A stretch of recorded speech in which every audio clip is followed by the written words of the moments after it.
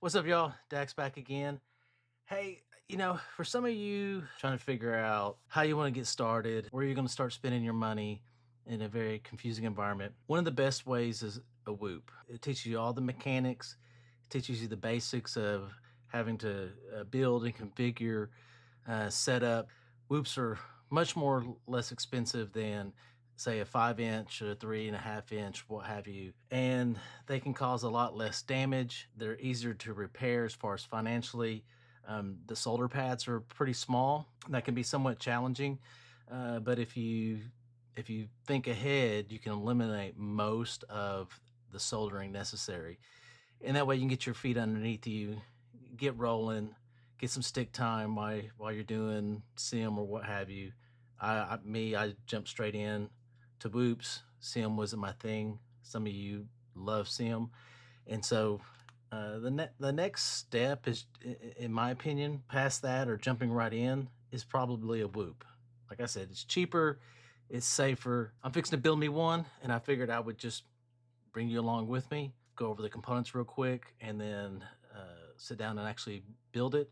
This one has minimal soldering. You can make it more complicated with the soldering if you want to. You can solder the motors to the AIO. You do get a little bit more efficiency and things of that nature with direct soldered motors, but after all these years of flying, it's so minuscule that you starting out, you're not going to notice it. There's times that I still don't notice it, whether I solder or plug in. But in this build, we're just going to plug in the motors.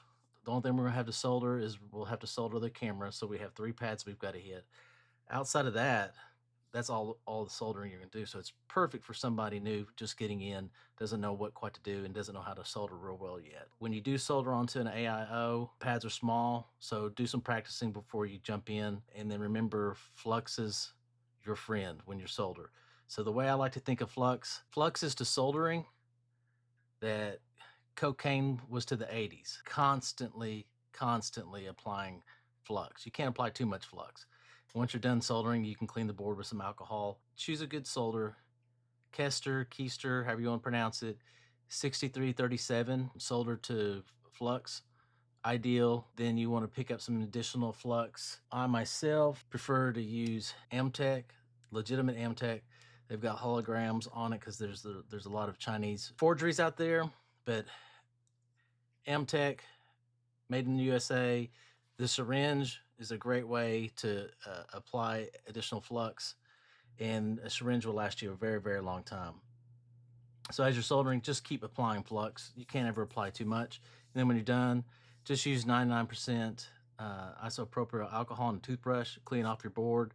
That takes care of the flux. That takes care of any solder beads and stuff like that, solder balls that you can't see. And that way, when you do plug in finally, you won't have an issue because you've already cleaned your board and made sure everything's taken care of. But on this one, like I said, all we're going to do is solder the camera, so it's ideal for a newbie out there. So going over the parts, we're going to start out with Tinywhoop pinch cam. This is their standard. They've got several. It's a tiny little cam. We've got 3 wires that we're going to have to solder to snip off and tin the ends and solder it to the pad. Very simple little camera. Tinywhoop.com is somewhere you do want to check into.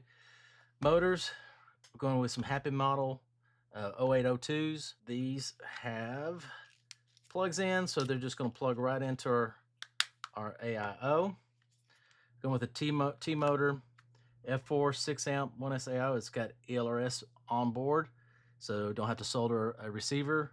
ELRS is one of the, in my opinion, it's the best link out there. And you can see there's your motor pads we'll just plug into. There's your antenna for your ELRS. All we'll have to do is solder our cam to these 3 pads up here, and we'll be done with all the soldering. And today we're going to go with the Meteor 65 Whoop frame. I'm going to go black, and then of course some Happy Model 31mm props and pinch cam Canopy. This is tweaking my design. I've sell these for 99 cents on quadsensei.com. This build, as it sits right here, you can be looking at 130 bucks. You can substitute some parts and get some parts cheaper. For example, the cam, you can go with a $12 or $14 cam instead of a $19 cam like I did. but I really like these pinch cams. Pinch mount, you can spend up to $5 on a camera mount. I sell these for 99 cents on quadsensei.com. The AIO, you can go up and down in price.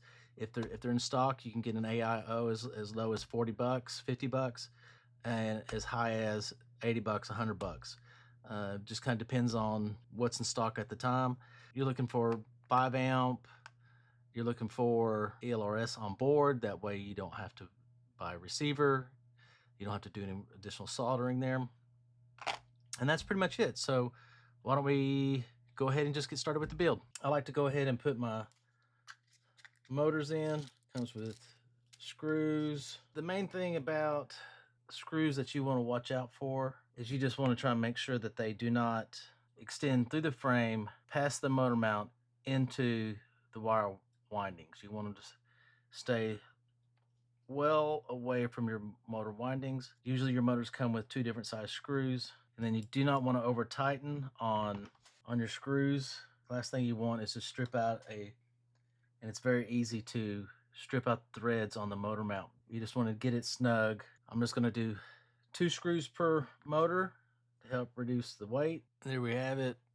Our motors are screwed in, making sure that the screws aren't touching the motor windings, which most likely you're not, because they're not going to give you long enough screws. There we have step 1 done.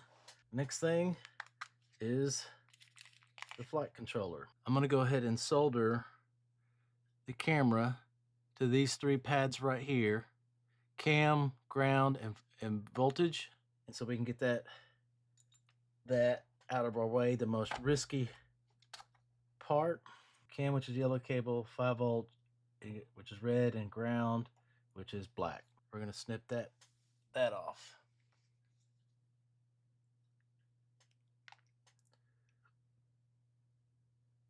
And we're carefully going to take just a hair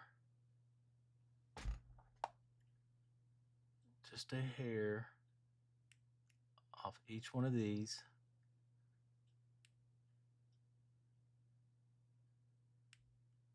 You want a clean iron.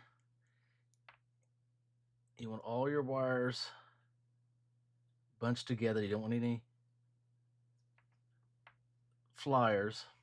And then you're just going to come in, put a little solder on your tip, and then just hit the wire just real quick.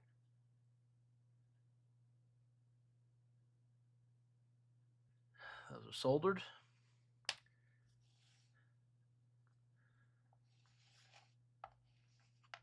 Now we're going to hit our 3 pads. We want to be relatively quick.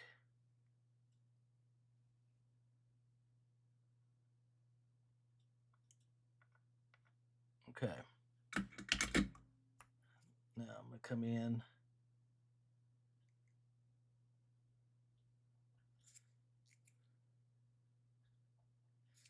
Put a little strategic flux because I want a little bit more. I want everything to separate nicely.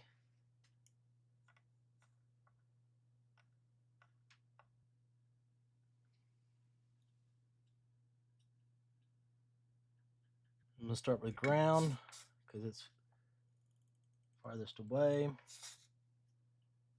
A bit of flux. Everything stays separated.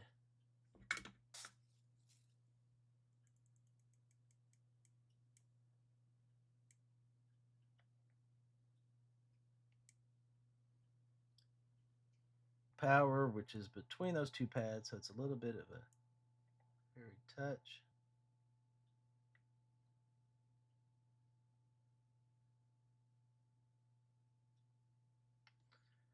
Slight tug to try and make sure it's secured and it's not going to come off. And then the last one, this little pad right here.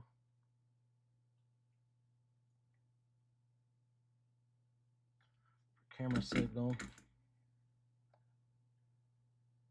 All right.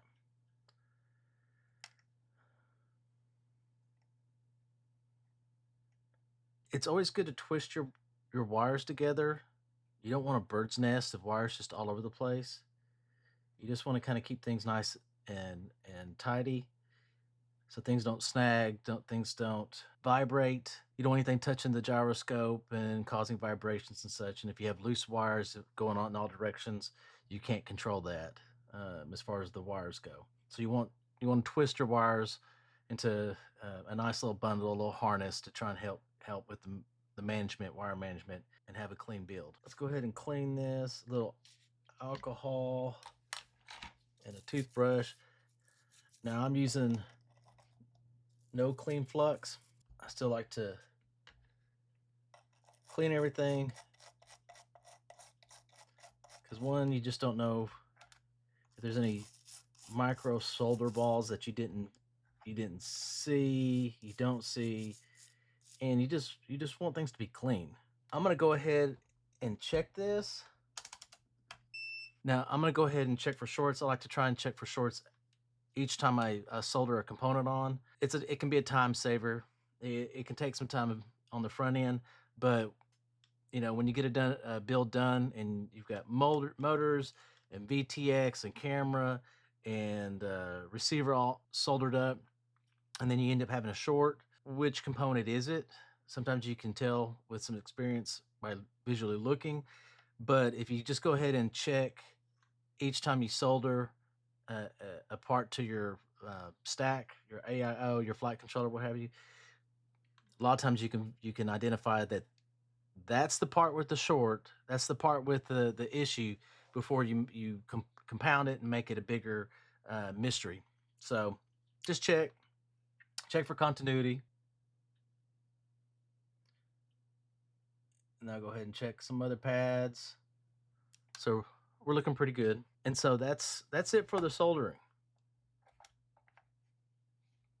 Now all we got to do is drop this into our frame, plug in the motors, mount the canopy, and we'll be done. And that'll be your build. On your AIO, there's usually an arrow pointing which way is front, and that's how the gyro is already configured to being this way is the front. This one, I don't see one on there, but generally your leads are going to be on the back side, so the front would be the opposite. And if it's not, it's no big deal. We'll just change that in the configurator. You could also shorten these if you wanted to save weight. I'm not, because we want to keep this simple. So it doesn't look like I'm going to be able to make this the front, because the USB port is making contact with the frame. So we're going to have to rotate it, and this point here will have to be the rear end. No big deal, flies the same.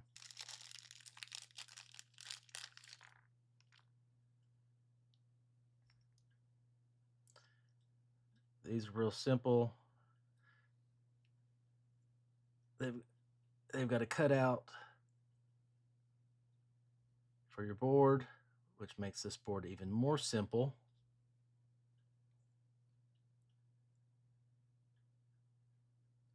Sometimes getting them through a hole can be a challenge.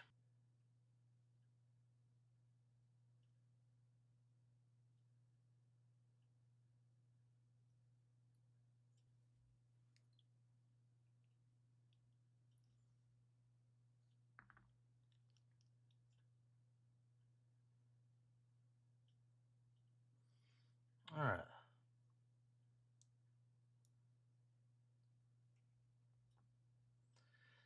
Now, let's take our screws.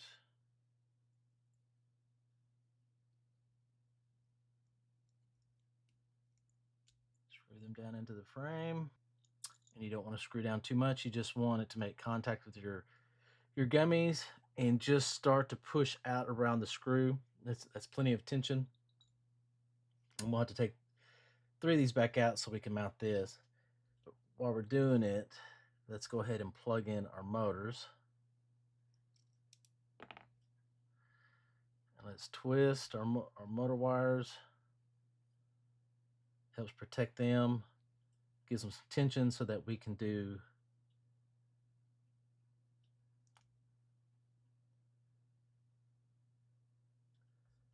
little bit better wire management.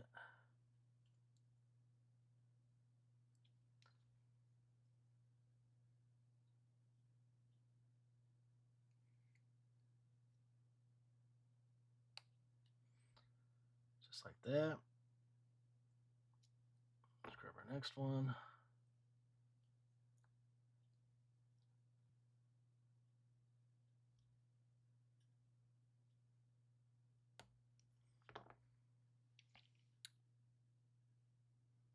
And voila, all 4 of our motors installed, and we didn't have to do any soldering.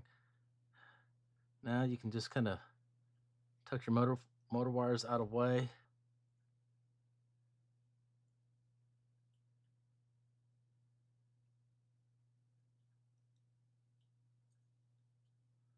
And because they're twisted, they actually have a little more tension and they'll sit. Let's go ahead and attach our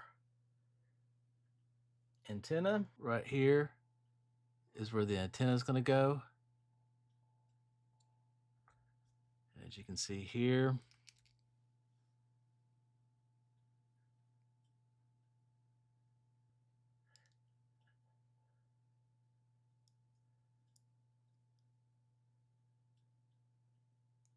twist it until, gently twist it back and forth till it pops on.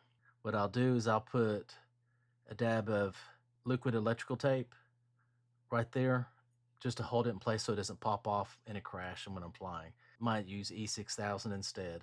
For me, and I would recommend it, you'll want to put something on that little spot once you get your antenna in position and let it dry. That way it holds it there, because in crashes it can pop off. Let's remove our 3 screws and mount our canopy. All right, line it up.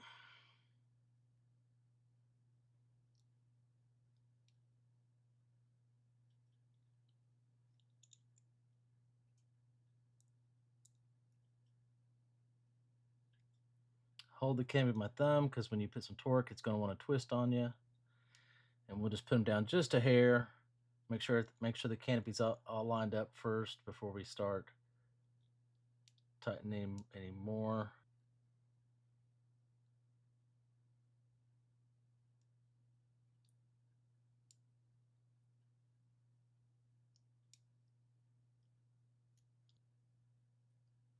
All right. Now let's put the camera in spot, line it up. So last thing I'm gonna do is I'm gonna put a little E6000. I've got these on quadsensei.com. It's got a little needle applicator. Yeah, there's a good shot. And so on the back of the canopy, right here, I put a little lip so that we could put a dab of E6000 on that lip and the camera, and just a small ball, and that will hold the camera in position in the middle of a crash. It won't come dangling out. E6000 is something that you can easily remove. It dries gummy, and so once it dries, you can just pull it and it's like gum, you know. It's non-permanent. So right there is where I'm going to mount the antenna. And again, I don't like zip ties. I don't like double side tape. I'm just going to put some E6000 right along this lip where the antenna is, and I'll hold it in place.